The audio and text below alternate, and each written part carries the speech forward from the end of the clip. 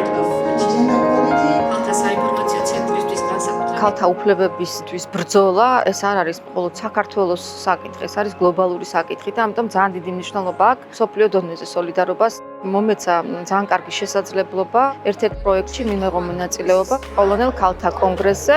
იმდენად მასშტაბური იყო ეს კონგრესი, ჩამაფიქრა, რომ ესეთი ტიპის ღონისძიება საქართველოში არასოდეს არ ჩატარებულა. ქალთა საინფორმაციო ცენტრის მთლიანმა გუნდმა გადაწყვიტა, რომ სწორედ დღეს და ახლა არის მნიშვნელოვანი გავაკეთოთ ესეთი ტიპის ღონისძიება, იმისთვის, რომ აკუმულირება მოვახდინოთ ადამიანური რესურსების და ვიფიქროთ იმაზე, სად ვართ, რა შეგვიძლია გავაკეთოთ და რა გველის მომავალში. We are in a critical moment when gender equality is under attack globally. And as we march for the status of commission in New York to commemorate Beijing Plus 30 review, it's very important that we come together as a woman, share our challenges and strategize.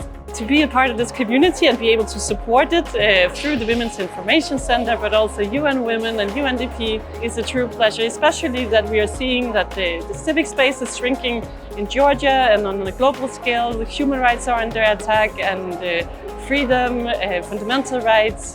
It's really important to have such gatherings that unite people, unite women, and to make them all stronger. Sweden is also very happy to be a part of the UN Joint Program for Gender Equality and to be able to support women in Georgia and their empowerment.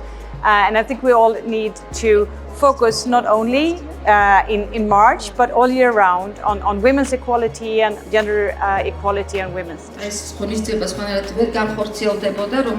კონგრესი 250-ზე მეტი ადამიანი ესწრებოდა, ეს ადამიანები ჯგუფების მიხედვით გადანაწილდნენ.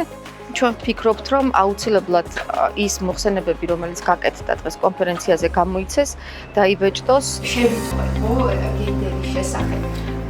საქართველოში ქალთა უფლებების და გენდერული თანასწორობის მიმართულებით მიღწეული პროგრესი ბოლო წლების განმავლობაში დიდი კითხვის ნიშნის ქვეშ დადგა, როდესაც სახელმწიფო პოლიტიკის დღის წესრიგიდან გაქრა გენდერის საკითხები, გაქრა დაუცველი ჯგუფების უფლებრივი მდგომარეობა და პირდაპირ სამიზნე გახდა სახელმწიფო პოლიტიკისა გენდერი.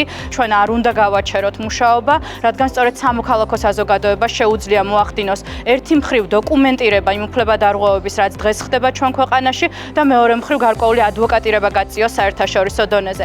მე ვიყავი სამუშაო ჯგუფში, სადაც ქალთა პოლიტიკურ ჩართულობაზე ვშელოვდით. ბოლო 1 წლის განმავლობაში განსაკუთრებით ქალთა პოლიტიკურ ჩართულობის მხრივ უკან გადადგმული ძალიან ბევრი ნაბიჯი გვაქვს. ამის ერთ-ერთი მნიშვნელოვანი გამოსაზღვრელი ქალთა კვოტის გაუქმება, რაც რეგიონებში და მუნიციპალიტეტებში აქტიური ქალების უკანა პლანზე დაწევის ერთ-ერთი მიზეზი შეიძლება გახდეს.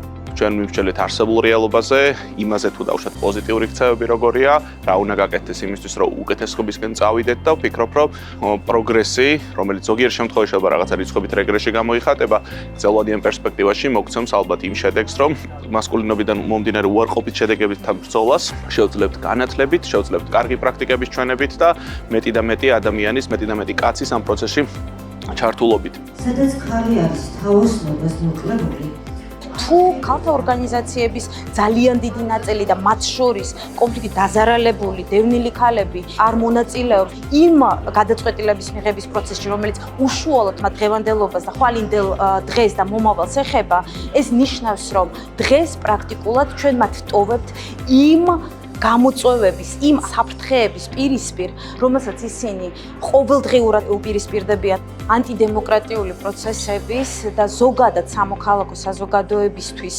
სადისკუსიო პოლიტიკური დიალოგის სივრცის შეზღუდვის ფონზე მსგავსი შეკრება ძლიერი ქალთა აქტივისტების, ფემინისტების და ქალთა ორგანიზაციების იყო კრიტიკულად მნიშვნელოვანი კომუნიკაციას ნებისმიერ პოლიტიკურ საქმიანობას. ჩვენი ბოლო პერიოდი არსებობის და ცხოვრების არის პირდაპირ დახუნძლული, ასე ვთქვათ, მოულოდნელობებით, იგივე კანონების და კანონპროექტების შემოტანა მედიის, ვთქვათ, მუშაობის საწინააღმდეგო, რომელიც ფაქტიურად კლავს ინფორმირების საშუალებას საზოგადოებაში. აი ამ ტიპის კონგრესი, როდესაც ადამიანებს აი პირისპირ აქვთ ერთმანეთთან ურთიერთობის საშუალება, თავიანთი პრობლემების გაზიარების, თავიანთი ამბების მიტანის და ამის მერე ერთად განხილვის და ვთქვათ მოგვარების, ეს არის უმნიშვნელოვანესი რამ.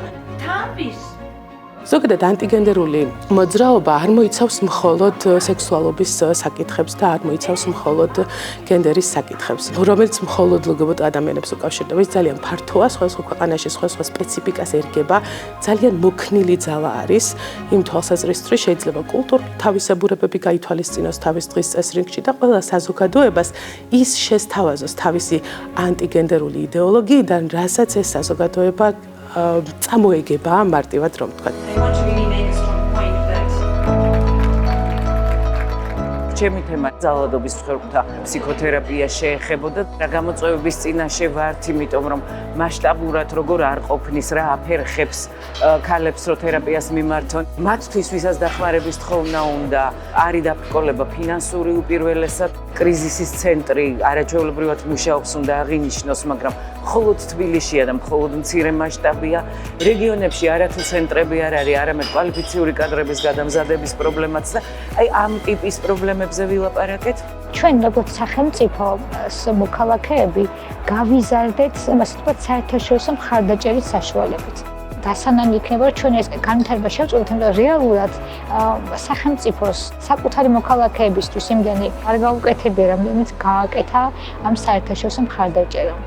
და აი მეგი მოგხსოვს, ეს ყველაფერი გაგრძელდება და ჩვენ არ შევწყვეტთ განვითარებას. ჩვენ შევძელით არა მხოლოდ ქალთა უფლებებზე მომუშავე ორგანიზაციების სხვადასხვა თაობის შეგვეკრიბა ერთად, არამედ სხვადასხვა სფეროში მოღვაწე ადამიანები. მათ შორის მნიშვნელოვანი იყო, რომ გაჟღერდა ხმა ქალების რეგიონებიდან, იმ რეგიონებიდან, სადაც განსაკუთრებულად რთულია ცხოვრება. გვაქვს სოფლები, სადაც წყლის პრობლემაა. ძალიან ბევრი ქალი ჩამოვედით რეგიონებიდან და ერთმანეთს გავუზიარეთ ის სათქმელი და ის წუხილი რაც გვაქვს. მნიშვნელოვანია რომ კიდევ ერთხელ ვაჩვენოთ ერთმანეთს, რომ ჩვენ ისე ვართ, ერთად ვართ, ჩვენ გვაწუხებს ეს პრობლემები, უფრო კრიტიკულადაც ვაფასებთ იმ სიტუაციას, რაც დღეს ხდება და ჩვენი ხმა აუცილებლად უნდა ისმოდეს. ძალიან მნიშვნელოვანი იქნება რეგიონებში გასვლა და ასეთი კონგრესების ჩატარება. უფრო მეტი ქალი იქნება ჩართული. მეტ ქალს ექნება შესაძლებლობა, რომ ასეთ პლატფორმებში თავისი შეხედულებები გაუზიაროს საზოგადოებას. ჩვენ ყველაფერს გავაკეთებთ იმისთვის, რომ ერთის მხრივ გადავაფასოთ ის, რასაც ვაკეთებთ და მომავალი სტრატეგიები იყოს ისეთი, რომ ნაკლები რისკი და საფრთხე ქონდეს საქართველოში. რომ ქალებს შეუძლიათ, ქალები მოქმედებენ, ქალები ცვლიან.